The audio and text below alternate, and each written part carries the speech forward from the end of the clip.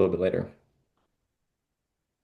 By the way, so Dan, where are you at right now? You're in Portugal? Sintra, Portugal. What are you living in Yes. Portugal? Just going on a little vacay? This is the whole reason why we invest in real estate is to be able to live our whys, right? So my wife and I have two kids, and our why is travel. Like we absolutely love to travel, love to see the world. So we found this program about a year and a half ago called Boundless Life. And it's you travel to STR. different parts of the world for anywhere from like 3 weeks is this cohort, but a lot of them are 3 months. Long story short, they have a school for kids.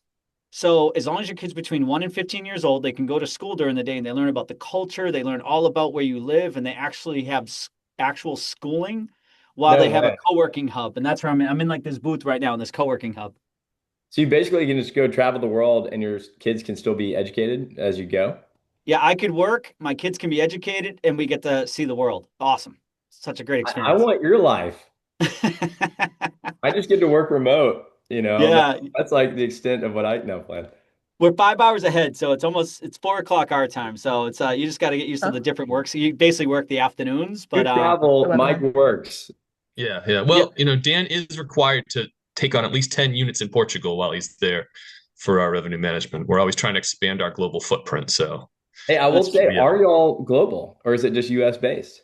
Yeah, No, we are. nine Yeah. countries. Yeah, Yeah, I've lost track. Yeah, the one I work with closely mostly is Mexico. No way. But yeah, through one of our other partners, we're definitely scattered around a couple other countries too.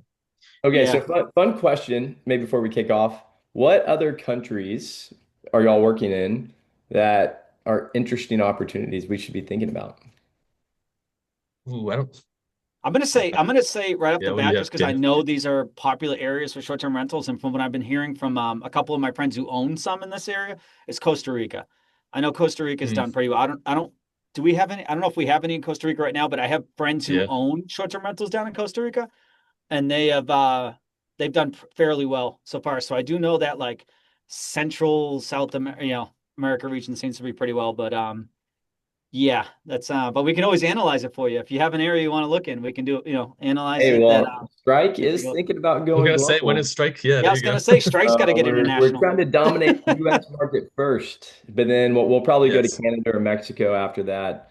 But I mean, I'm getting people from Brazil and other places saying, Matt, we don't have an MLS in Brazil. It's like, can you guys come down here so we can put our properties on there and sell these things? And I'm like, actually, that is a great idea. We should Yeah. do that. Anyway, yes, we will go global one day, but we have to stay focused on the US first, and then we'll branch and expand from there. So if any of you guys on this call are interested in other countries or have properties in other countries, and you think Strike could go or should go to some of these others, let us know, or SynergyStays as well, and we can keep those countries top of mind. Well, all right, let's go ahead and kick this thing off. We're a little bit over five after, and excited to dive into this. Um, we are going to be talking about the profitable STR blueprint, how to find high yield, profitable properties and maximize revenue. I'm Matt Sanderson. I'm the CEO and founder of Strike. I've been in real estate about 12 years in commercial real estate doing brokerage. And I think it was about 5 or 6 years ago, I read Rich Dad Poor Dad, like many of y'all probably had. And the main theme of the book was, hey, you can either invest in assets or liabilities. And if you don't invest in assets, you're probably going to be in this rat race for a long time. And so that opened my mind and my eyes to, oh my gosh, like, what am I doing? I need to buy these assets. So after doing brokerage for a few years, I decided to start buying properties. Commercial real estate at the time was too expensive. And so I discovered short-term rentals, and now I've got a portfolio of four short-term rentals and acquiring or closing on my next one next week in Fredericksburg, Texas, which we'll tell you all a little bit about later. And best of all, I'm a dad and a husband. I've got an amazing wife, Amanda, and I've got two kids, a boy and a girl, and then I've got a girl coming in January. So that's the best part. STRs are fun, but having family is even better. Dan and Mike, you want to introduce yourselves? Yeah, thanks, Matt. Appreciate it. Mike Savage, co-founded Synergy Stays with Dan. My journey in short-term rentals began a little over 10 years ago with just my first property. And I will say, uh, done a lot of different things in the short-term rental world, dabbled with the full management, let other managers run my properties at certain times, took them back, gave them back to property managers, a lot of leaves and plot changes along the way. For me, short-term rentals was initially just kind of a side hustle. I was a full-time firefighter, and so it was just supplementing my income there. My wife's a teacher or was a teacher. Um, and that's how revenue management kind of came to me very organically. Is I got to a point where I was working 70 80 hours a week between the fire department, short-term rentals, other real estate investing, also married two young children, and something had to give. And so I made the choice to move on from the fire department. And all of a sudden, these short-term rentals, where they were just providing a little bit of money for us and supplementing, they kind of became our focal point. And I started to ask a lot of questions about what was the true potential revenue for them, what were they really capable of producing, so that our family could live out our dreams. And here we are today. Yeah, and Dan Rivers, co-founder along with Mike. I've been in real estate since 2004 or five, somewhere in that range, down in Florida. I'm down in Charleston, South Carolina now. I like to say I'm a dad and husband first. I got a young daughter and then a baby boy 6 months. And I absolutely love it. As you heard in the beginning part of this, I mean, my why is that travel with the family and be able to experience the world while building something amazing. I believe in what we do. I think we have an amazing business. I have an awesome partner, two partners actually. The one's not on this call. Great partnerships, and I truly enjoy helping people build wealth, just like I'm trying to build wealth with real estate. So that's something that just makes me super excited. So happy to be partners with Mike and doing that through SynergyStays. Love it, guys. Well, man, I was telling someone this story the other day because again, I used to do office leasing and commercial real estate for a long time, and I literally would negotiate deals to do these 10-year leases where probably you guys are going into these office spaces and going to your cubicles and going to office spaces and all that stuff, and it can be great from culture standpoint and all that and team building. But I looked up one day and I looked at one of these office buildings and I just was like, oh my gosh, people work so long that, from when they're 22 years old to 60 years old, and their entire life is wake up, 5, 6 a.m., get on the road for 30 minutes, go sit in a cubicle all day long, come home, you know, put your kids to bed, and then you do it over and over and over again. And that's where I was at. I was like, oh my gosh, I'm doing it, and I'm making other companies do it from a leasing perspective. I was like, man, there's got to be a better way. I need to live like Dan. I need to go travel the world. So anyway, not that, not all of us are going to be Dan. But that's when I just was like, there's got to be a better way to do this. And so then that's really kicked off my journey of wanting to buy these assets that could create freedom. Really, I think most of us are here because, you know, we may not want total financial freedom, but we just want more freedom to do the things we want. And so the major problem we're facing is, most of us are going to Zillow, then going to AirDNA and then spreadsheets and trying to piecemeal all this data together to find these needles in the haystack, these profitable properties that we really truly want to provide that freedom. And so that's why strIQ emerged as a technology data company to solve that major problem. And so that's what we're really going to dive into today is how do we actually find those cash flowing properties, solve that major pain point because I felt the pain. I'm sure most of y'all are feeling the pain. And what we want to do is make that way easier. And so I'm going to show y'all a couple of case studies of actual properties I've bought through the strIQ method. And so back in 2023, I had a major problem, and it's kind of like the problem I was talking about earlier on the call. I had bought, I think, two short-term rentals, kind of the old way, the Zillow AirDNA spreadsheet way. And thankfully, interest rates were really low, so I ended up being okay. But now in a high interest rate environment, I'm like, how the heck do I find these deals?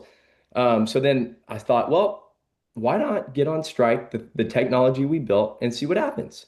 And so what we're able to do is pull in these active properties for sale, like you see on the left here. And then you were able to click, like with one button, it underwrites the entire market or the entire country if you want to, based on your buy box and filters. So in this case, I wanted anything that made over 100,000 in revenue, and anything that made over 20% cash on cash return. And I think that's probably most of us on this call. And so what happens is it takes all those data points, removes them, and it reveals only the most profitable properties that you can go vet and verify. So then this property popped up here, that third slide or that third picture, and it's just kind of a typical college house in College Station, Texas, where the Aggies are. Big game coming up, by the way, this weekend, playoff game, and it fit my buy box, around 500,000 or less. It was something I could afford, and I thought, you know what, I'm going to take a risk. Let's just go for it. The data is saying that it can make a lot of money. Let's just go for it. But when I found it, I still had a lot of fear. I was like, can it actually make a lot of money? So yeah, you can go to the next slide. So that what we did is we have this app that identifies these properties. So then I went over to what we call our comps dashboard, and I said, okay, well, I need to verify and vet to make sure that this is actually true. And what happened is I did this comps analysis on it that really showed me my top comps around that property. And what happened is it gave me a range of revenue. So like AirDNA will give you one number. We give a range of revenue, which is really, really helpful and insightful for me because this is saying if I'm an average property, I could be making about $70,000. But if I'm better than average, I could be making 91,000 or even up to 120,000. Some of these properties that are 5 bedrooms are making way more than that. But, again, we're taking a lot of the data and then making it understandable. And so I said, okay, well, I want to get up to that 75th or 90th percentile revenue. Well, now I need to look at my comps and see exactly how to do it. I either need to copy them or do better. Well, thankfully in College Station, there's not that many awesome properties. There's a few that are kind of trying it out. So it's kind of easy to beat them, honestly. And so when you look at your comps here, you can see all the pictures, you can see the revenue that they're making. So on the left, the one on the left's making about 105,000. The one on the right's making about 83,000, showing there's definitely potential to get up to that 100 to 120 grand. And again, one of them has a putting green and a cool kitchen. The other one, honestly, just is a house. There's like no real amenities to it. So that's when I decided to hire a professional design group and Summer led. Got a shout out to them because they're one of my faves. And they crushed it. They took this like cheap college house and just transformed it into like this moneymaker. And so it has like Instagrammable pictures. I mean, it's unbelievable. And so on the right side, you could see some of the bookings we got. One for like 8,000 against Auburn. We got one for like 10 to 12 grand against UT. And then some of the other like standard bookings were like 4 to 6,000 with some of these other football teams. So it's definitely premium type bookings during the football season. Now in the slower season, it's more like graduations and other things. But I had some major problems that I'll have to tell you about later on and why SynergyStays is solving those for me personally and how they can with you too. So anyway, the results were incredible. We ended up making about 91,000 in revenue, which was the 75th percentile. And so I was thinking, I was like, man, well, actually, before I get to that, so just so y'all can see, this is another one of my clients, or a Stripe customer that did the exact same thing. I told him about my story, and he literally got on the app, found these properties super fast. He was able to pinpoint it, like you see there on the left side, and then now he created another amazing experience, and he is crushing it. And so what he did is he took a 4 bedroom property, and he transformed the garage into an additional space and one of the other spaces into the house into another space. So it's a 6 bedroom, put in a pickleball court, karaoke room, uh, cowboy pool, all these amazing amenities. And he is crushing it, even better than me, which is fun because you got to learn from me and then just do what I did or better, right? So the problem I was facing was, Dad gummit, the data says I can make 120 grand, but I'm only making 91 grand. Literally, I'm like right there on the 75th percentile, which is still way better than any long-term rental. And I was like, what is the problem? Is it the data? Is it me? I don't know. And what I discovered is I was the problem. And, the data is real and it's accurate, but sometimes we're the problem. And me, I'm busy. I've got 3 kids or almost 3 kids now. I'm running a company. I've got 5 short-term rentals. And I'm just like, I don't have time to get into my price labs and go manipulate the data and not do all this stuff. So Dan calls me up and anyway, he's awesome. And he just was telling me about what he does. And I've been hearing about like this revenue management thing. And I'm like, I don't know. And I was like, can we just do some like case, test stuff? And so we started testing this out together and I started seeing results. I was like, oh my gosh, like these guys are legit. And so what happened is I gave them my entire portfolio, which is 4 properties now, and it'll be 5 soon. And we did a test case. We said, okay, well, let's start in August and see where we end in December, and let's continue it on. And here's some actual results. So my Is low. Yeah. So I started writing. someone might need to go on mute. Um, so this is a couple of case studies. So I got 4 properties with them, but here's 2 that I'll explain. So last year, I made 47,000 bucks between August and December with my College Station house. This year I made over $50,000. And what's crazy about that is last year I had the UT game at College Station, which was like a $10,000 booking. So these guys still helped me crush it, even when I didn't even have UT here. And then my Fredericksburg house went from 22,000 to 27,000, an extra $5,000 over that time period. So I can't imagine how much more revenue I'm going to be making over an entire calendar year, especially as I get more familiar with my properties. So anyway, that's real results that I'm experiencing. And honestly, I'm excited about it and love them. And I think you guys need to be using them too. So I think what I would love to hear from Dan and Mike is an overview of what you guys are doing. And if y'all are able to give us some of y'all secret sauces, that would be awesome to hear too. Appreciate you, Matt. Appreciate everything. And we love working with you guys. Yeah, so SynergyStays, just a quick overview. It's a revenue management company. I know this is a new term, as Matt kind of mentioned, just going around the industry. Like it used to just be, oh, short-term rental property management. That is one of the big differences I think we're going to see. We've seen it in 2025. We're going to really see a shift over the next year or two into you need to treat short-term rentals as 2 separate businesses. You have the hospitality side, crushing it on the designs and what you're putting together like you are, Matt. Those properties are amazing. You give good guest experiences. That's extremely important. But at the same time, you have to pull all the right levers, learn the algorithms, A/B test, all the iterations to make sure that you're driving as much potential revenue and you're hitting that 90th percentile.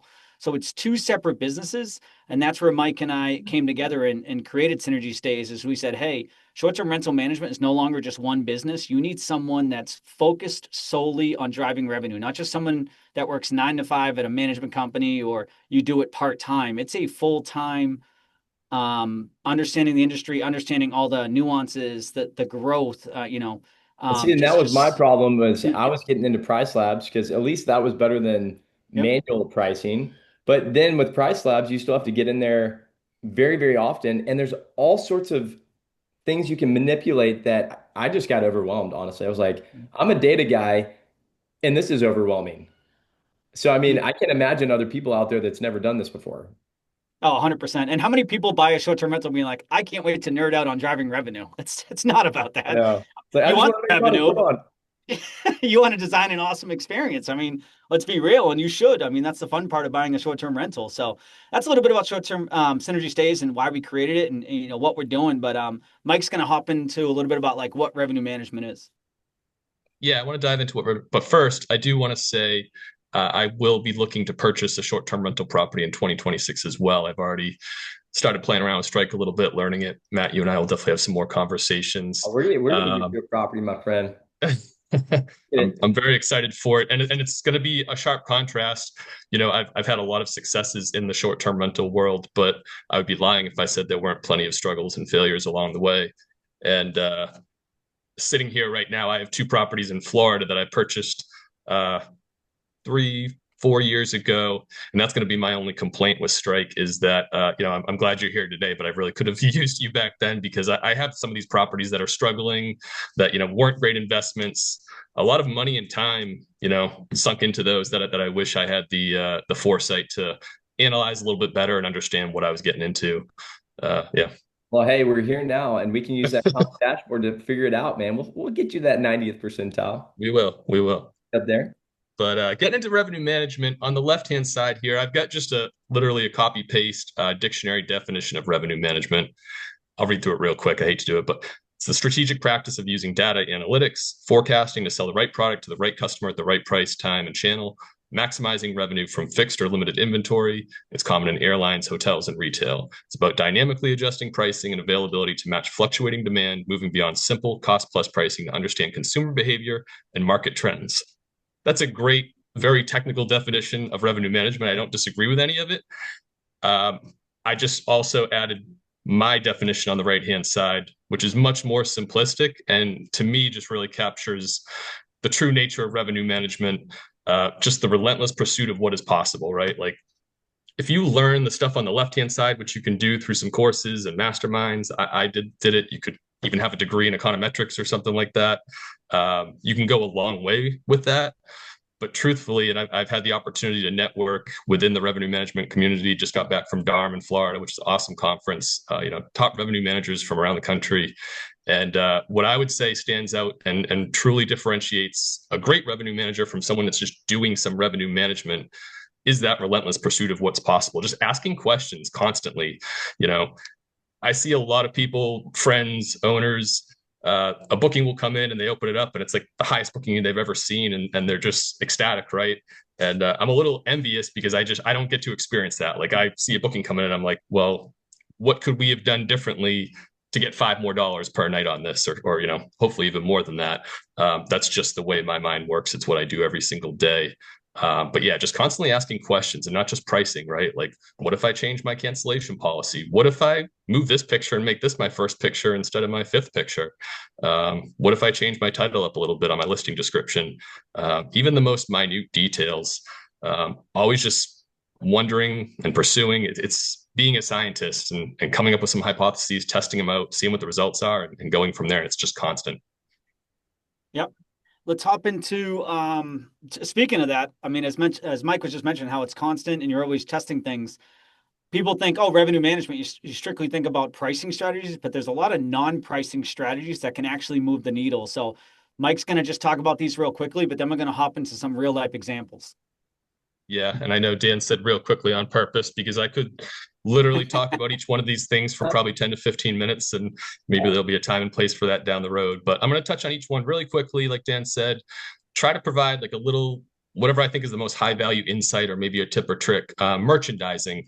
I think I see this so often, owners, it takes so much time and energy to create your listing and get it all up and running, right? You kind of get to that point, you're like, I'm done, thank goodness. But like, you're not done, right? Like that's just the beginning, having created your listing and all that. And I would liken it to, some people might be a little bit familiar with retail, right? Like you go into a grocery store and you don't realize how much is going on behind the scenes, like why you're seeing certain products where you are at the end caps, at the checkout aisles, right? Like the gum and the candy that you grab on the way out, right? Like all these brands, in the cereal aisle, like they're all vying for that top space on the shelf that's at eye level, right? Like all that's going on behind the scenes, and we don't realize it as consumers, but it certainly impacts our decisions and the things that we grab off the shelves. And same thing with, we'll use Airbnb because that's probably our most popular OTA by far. Same thing, right? Like it's not just about getting our listing complete and throwing it on there and then what happens. Like we are competing in this case for that page 1 or page 2 exposure, because we know that by far the highest percentage of bookings happen on those first couple of pages. And so just real quick, like I'll say, these OTAs, whether it's Airbnb and even VRBOs moving in this direction more and more, they offer us the ability to use promotions, discounts, a lot of these levers that we can pull. And when we're using a pricing tool, like say Price Labs, for example, it's very easy to just push all our pricing through there. But truthfully, it's a little bit lazy. We always want to be thinking like, are we going to benefit more from pushing the pricing from our pricing tool, which we do immensely in a lot of situations? Or is there something that we can jump over and use a promotion or a discount to get us that extra visibility, that merchandising, that psychological advantage, where potential guests are seeing like the strike through or the call out or the various tools that Airbnb uses to reward us when we use those. So that's like our first tip there is like get on and make sure you're using those as much as possible rather than just lowering or raising pricing. Listing optimization. Again, getting more into that algorithm and search engine optimization. This is looking at the qualitative aspects of your listing. Photos, your hero photo, that's your first photo. Make that whatever's going to grab people's attention the most, right? Like it doesn't have to even be the most important part of your property or like the main part of your property. It just needs to be eye-catching, right? Like you want people to be scrolling and say like, this may or may not be the right property for me, but I just have to click and look at the, like, this picture looks so cool and different, right? Unique. That's that picture's job. Now you get into the listing, your top 4 to 5 photos. Now you're quickly jumping into what are those peak amenities or features or experiences that you want to sell in your property, right? We know people have very little attention span these days. You know, we need to make that impression very quickly. And then from there, you can kind of proceed into that typical traditional like tour through the house and showing the different rooms and stuff. But its hero photo is just, its job is to grab attention to get you to click into the listing. The next 4 to 5 photos, those are to get you excited and sell some of those, you know, what we would call features, benefits, amenities, and title as well. I'll touch on. I know a lot of people love to use like names for their listings, and there is a time and place for those if it conveys a very specific value or unique feature about your listing. Otherwise, stay away from them. Like you have a very short opportunity to, again, sell people on why your listing is unique or different. One tip or trick that we like to use that I'll share is using AI, right? Like ChatGPT. If you have especially if you have a little history with your listing, go ahead and take all your guest reviews, just copy them, paste them, drop them into ChatGPT, and ask them to help you, reveal to you what are the top 4 or 5 things that guests have commented on about this property that they've liked about it.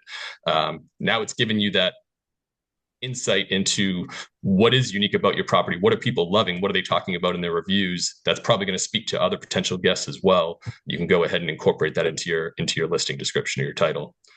You can also use those same, ahead, when you throw those reviews in there, you can also use those same details to ask them what you can do to make your listing, stand out more and better, because you've given them all the reviews 100%. and all that information. So you might as well utilize that for both purposes. And also, sorry, maybe Matt's going to go here. I'm going to try to go here for him. It's also about, right, seeking out your competition, and with a tool like strIQ, you can go in again. You can quickly pull up what, like, copycat other people, right? See what the top listings are doing, and bring your own twist to it. But like, you don't need to reinvent the wheel. And that ability to go into a market and quickly find those top properties, click on the listings, see them. The proof is in the pudding. If they've already done it, learn from what they're doing and maybe tweak it a little bit. But that's a real good shortcut. Is that where you're going, Matt? Totally agree. Yeah, the one caveat to that is we just implement, and this just rolled out, implemented a feature where it shows remove anything that 90% of all these properties have amenity wise and show me only that top 10%. So we've taken it a step further of all these listings that we pull in comp wise. Hey, what are the top 10% amenities that you need to have to drive that ROI? And so we're able to uncover that and then let you guys go maximize revenue based on that. So that's a new feature that just got rolled out, which is pretty cool. That's a massive time saver versus having to manually go through and do that work in the back end. I love that. So you'll see a couple others in there: the cancellation policy, the boosting visibility, the marketing, anything you want to touch upon there. Yeah, no, just cancellation policy, just highlighting flexibility is huge, especially in today's consumer. We've seen that in 2025 and more and more heading into 2026. Just realize that setting your cancellation policy isn't just about your risk management on the back end, the risk of those cancellations happening. Understanding that the stricter your policy is, you're also risking on the front end. You're losing potential guests and bookings by being too strict. The visibility stuff, similar to the cancellation policy, just removing as many restrictions as possible. Again, there is a time and place for, whatever your cancellation policy needs to be, whatever your minimum length of stay requirements need to be. But always, like, generally speaking, less restrictive is going to be better. And that doesn't mean that if you allow that 2-night booking where you previously had a 4-night minimum length of stay, it doesn't mean you're going to get all 2-night bookings. That's where we can use a lot of the merchandising and some of those other things to get the longer bookings that we want. But we also want to be visible in as many searches as possible, put as many eyes on our listings as possible. And so we want to remove those restrictions. And marketing, I honestly won't get into. That's kind of more advanced.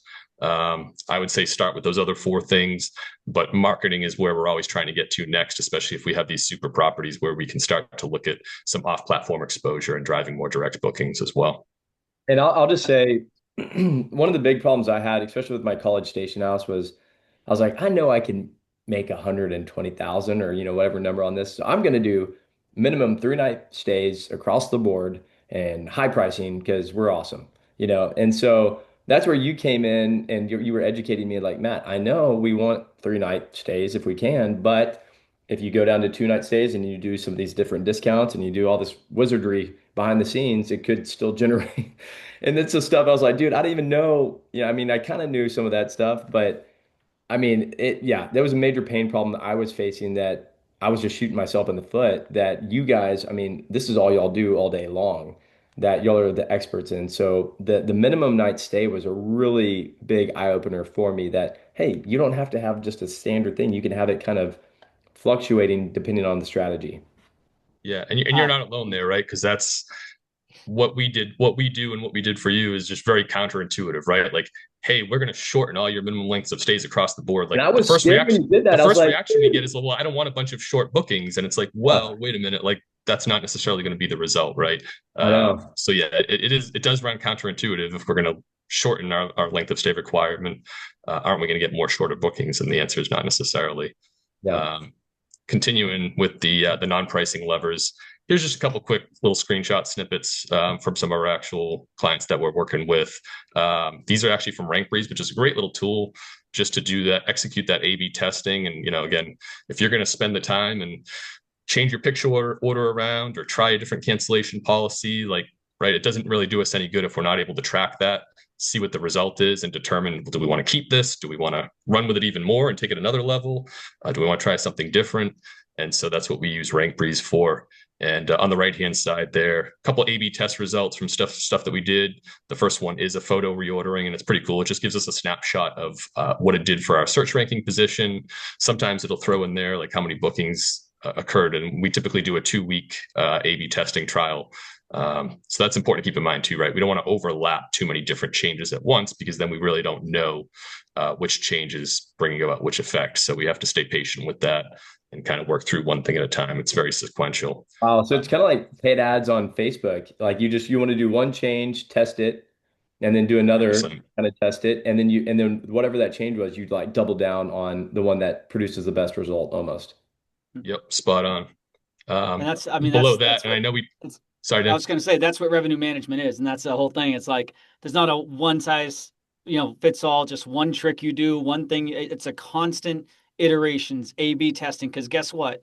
Every season's going to adjust a little bit accordingly. There's going to be, we saw this happen where bookings window compressed and people were either getting booked 2 weeks out or what was it, like 60 days out. And then all of a sudden that started to loosen again. So like it's constantly adjusting and A/B testing because the market's going to change or, Yeah.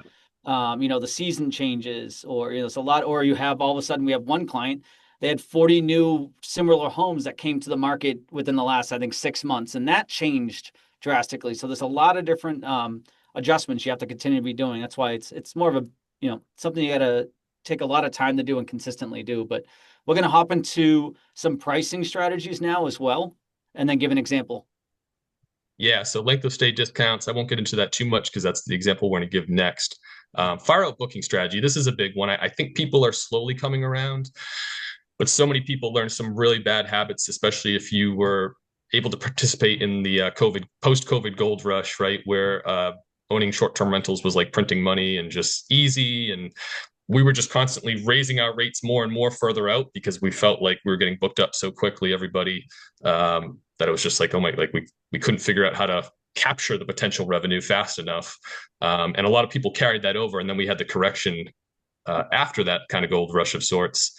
And so many people, we still see this today though, like, 6 months from now, this coming summer, their pricing is set at rates that it might be double or even maybe triple what they actually booked it for this last summer.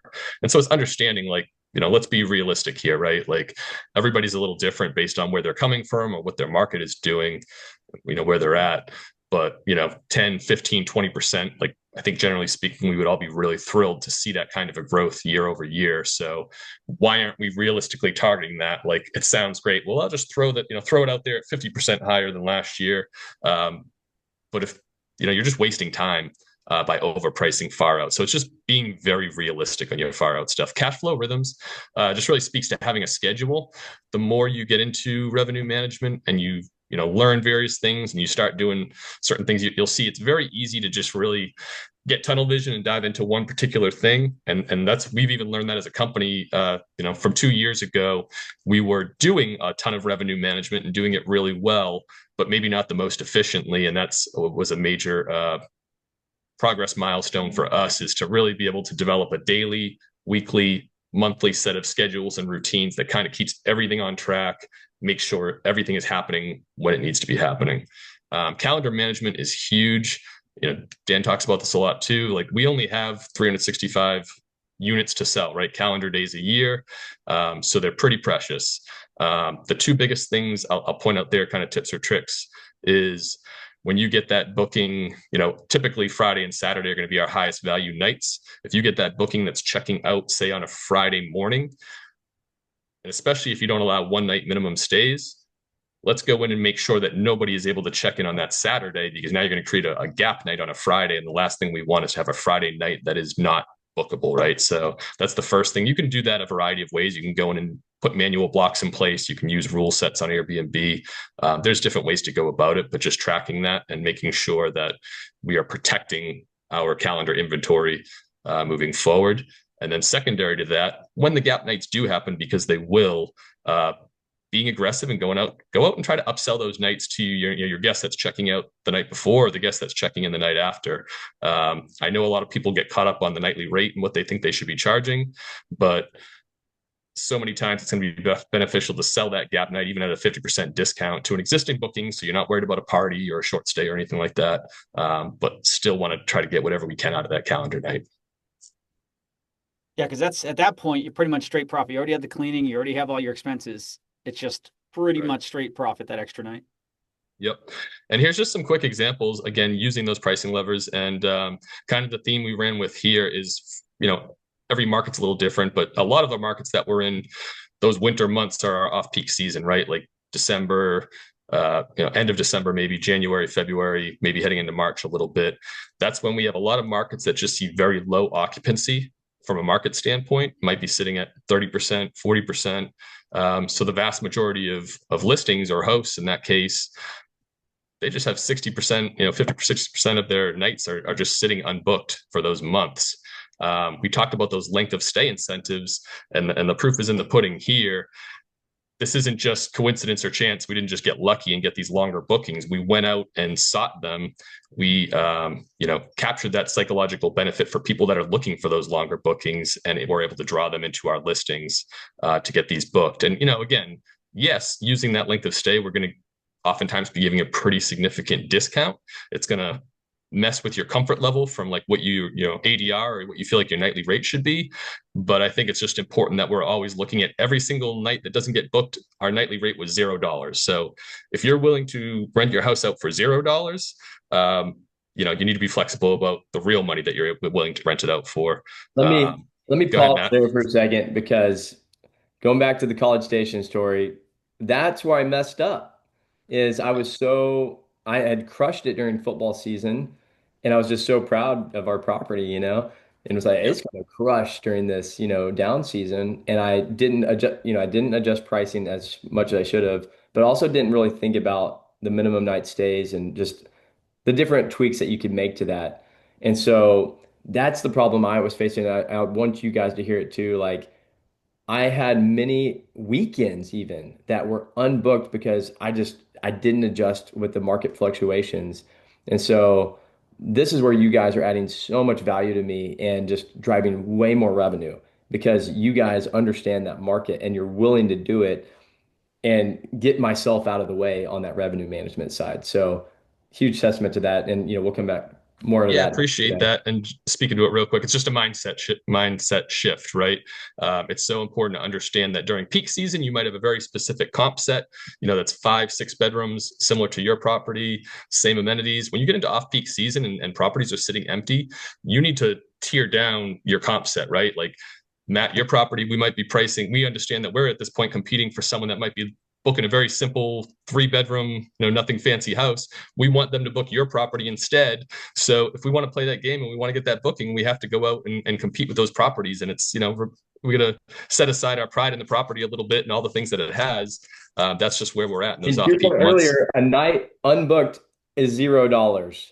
And so that, yeah, that's not a good thing. Now, Yep, 100%. I'm going to go through key takeaways quick because I want to get to Q&A and get any questions we have popping up and let everybody ask all their questions. But I mean, at the end of the day, we talked about non-pricing levers as well as pricing levers. Make sure you're looking at both of them and focusing on both of those. Staying adaptable to market shifts, reviewing your calendar and pacing weekly, taking action early. And one thing that's not on here, but it's been kind of touched upon to some degree, it's we all love our properties. We take pride in our properties, but you putting the emotions aside and treating it like a business is so important. The only pretty much the only people we've seen have the hardest time driving revenue are the ones who say, my property is not worth less than $200 a night. Well, okay, even on a 12-night booking at 180 a night during the off season, it needs to be worth that, or you're going to be at zero, as Matt and Mike were saying. So it's putting the emotions aside and treating it like a business, because that's ultimately what you bought it for, is to drive revenue. Or if you don't want to make any more money, you're probably not on this webinar anyway. So True. we'll open up the Q&A here though. Awesome. Yeah, anyone wanting to ask questions, throw it in the chat. And we will be looking at those questions as they come through.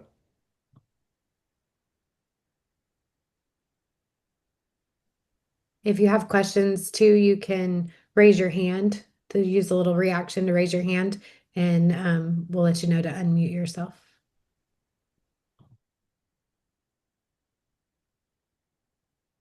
I see Brittany has her hand raised. Hey, Brittany. Hi. Yeah, thank you. I was starting to type it and I'm like, I don't even know if this makes any sense. Thank you all for leading this. This was really interesting and helpful. I do, okay, so I do get pushback a lot from, and I actually feel bad because back before I managed my own properties, I feel like I was kind of the same way about the nightly rate thing. And people are like, oh, you're not getting the right guests in, and like it's just costing more. I feel like you guys proposed a solution. I just wanted to make sure I kind of understood it. So like when you showed the January case study, what you're saying is did you just do longer night minimums for that month, or was it more so you did like the 30% or the 25% like weekly or monthly discounts? Yeah, exactly. That's a great question. So that's the thing, right? Like I don't know this 100% to be true, but I'm pretty sure all those properties probably still have a 2 night minimum for those calendars that we just saw, maybe at most a 3 night minimum. So yeah, to your point, like we didn't put the restriction in place. We didn't say we're only going to take a 2 week booking, 3 week booking, whatever Yeah. it might be. We just provided the incentive. We dangled the carrot. We used those discounts, like you said, those length of stay discounts, and tiered them, right? So if someone had booked 5 nights, they still would have gotten a decent little discount, and some of those benefits that come with Airbnb, showing them, you would have paid this, but now you're paying this. But we just increased that pretty dramatically, more so than we would other times of year, knowing how important the occupancy was there. Okay, that makes sense. So that's why like some of the nightly rates were like 125 because they ended up booking those really long stays. Okay, that's really smart. One last question too. I do design as well, and I'm always trying to be strategic with like the amenities and doing the market analysis and all of that. And Matt's properties like look amazing. But do you have any additional tips for when you're kind of like narrowing that down? Because right now I've been using a lot of like AirDNA and I'm just manually going through, and obviously that's kind of the point of this, but Narrowing down your do you comp have any set. Are you Which saying amenities to use or design? what did you say? So sorry. narrowing down comp set or which amenities to use? No, yeah, amenities. So I'll say my part, and then Mike and Dan, if y'all have got some other things, would love to hear y'all's thoughts. So, well, we accidentally built this because of this reason, and it turned out to be a tool we give to you guys now, and it's called our comps dashboard.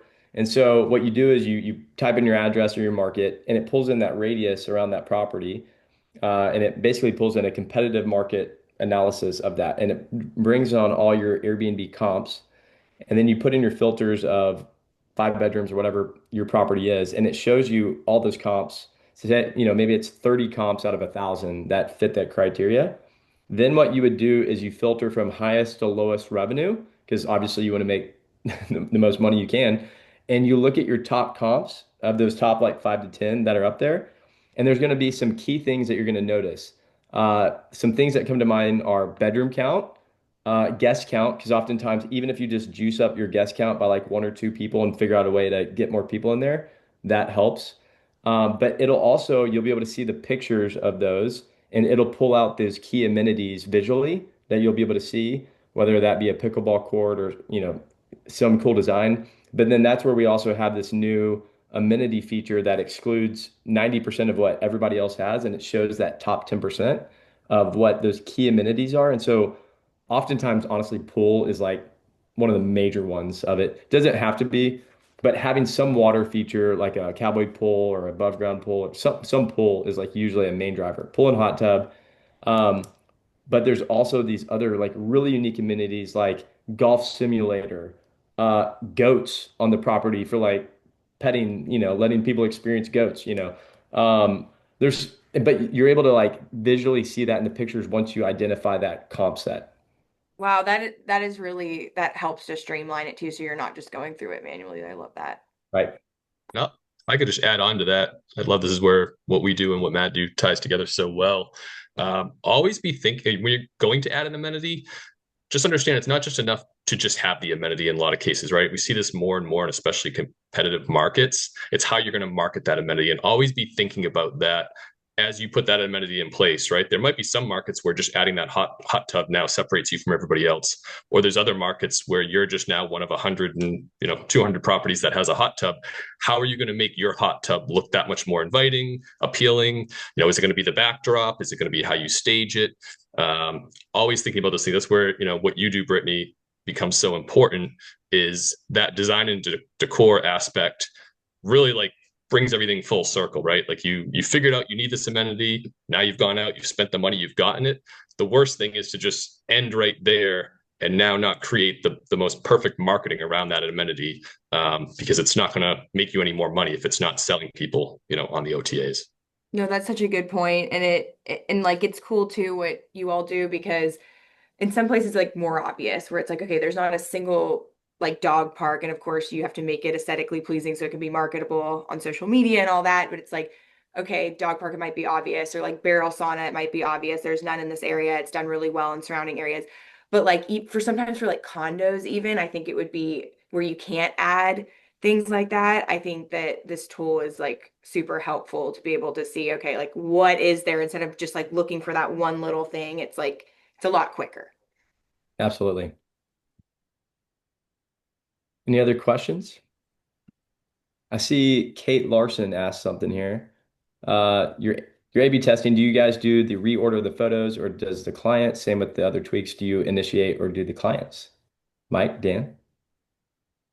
Yeah, sure. And I did throw this in the thread there. We typically do it for our clients. Now, we do have a few clients here and there, they don't speak to this like that, hey, they want certain control or whatever. And we respect that and we work within that. So there are some clients that say, hey, can you pass the recommendations on to me and I'll take care of that? And that's no problem either. But at the same time, we typically do have the access and the relationship with our clients that we're able to go in and do that. And it makes it a little more streamlined and it saves them that much more time. Yeah, we also will give them maybe recommendations of things that we can't do, like go take different photos or some things that we see with their listing that we think could help them. That's something that we can't change on our end. But if we can do it, again, like Mike said, our easiest clients are the ones who trust us to do what we're going to do and let us do our A/B testing and everything, because that's where we see the best results. The less restrictions get the best results. They're pretty much every time. Awesome. What other questions we got?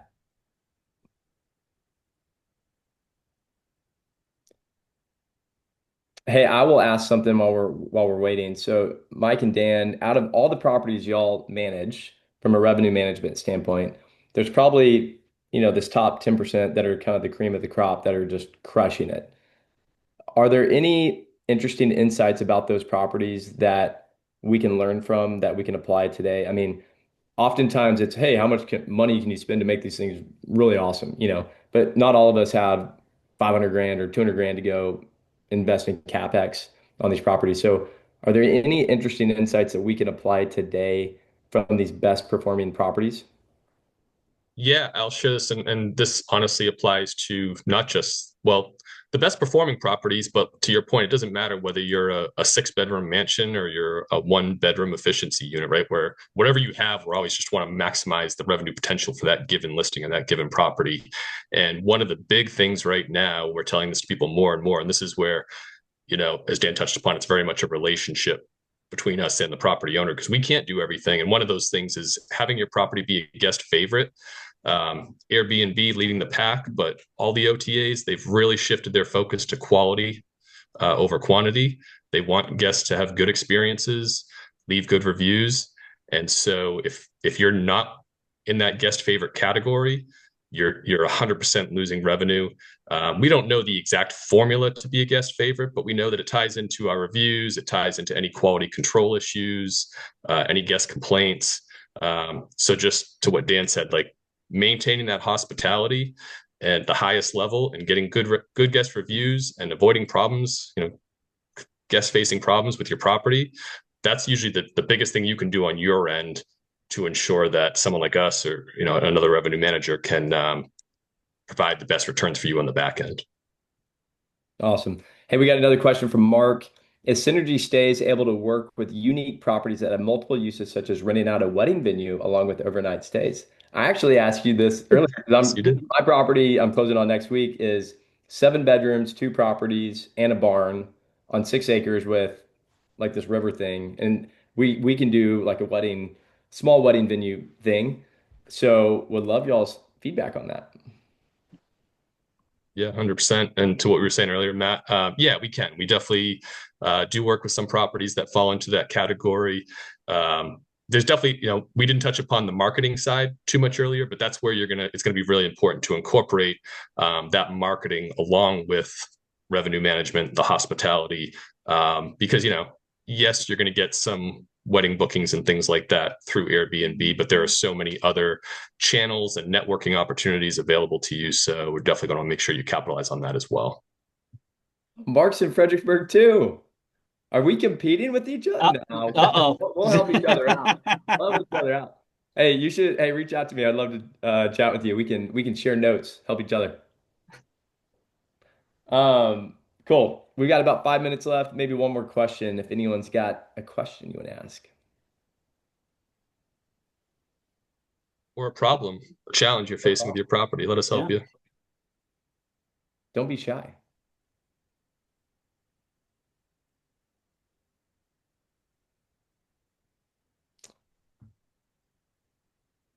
Well, how about we do this? If there's any other questions kind of trickling in, let's talk about where people can reach out to us, any offers we have, and then if we've got a little bit of time at the end, we can still do some Q&A. So, hey, if y'all want to reach out to us at strIQ, we've got or just even test it out. If you're trying to find a profitable deal or even maximize revenue at your current property, we've got a 30-day free trial plus 20% off using Blueprint 20 as the code. So you can go to strIQ.com and plug in that code. And honestly, even try it out for 30 days and cancel if you wanted to. But it's free for those 30 days. Check it out. Hopefully it adds tons of value to you and helps you find that deal or even maximize your revenue. And then I think SynergyStays has an offer as well. Yeah, we're happy to do a revenue review for you. Obviously, you get a lot of this information with strIQ, but if there's any more details, we could dive deep into one of your properties. We also are willing to do no onboarding fee, which is about a $250 value per unit. And our pricing as far as per unit kind of tiers and depends on how many units we're going to be working on with you, but it starts at $300 per month for one unit, then tiers down from there. Again, it depends on how many units.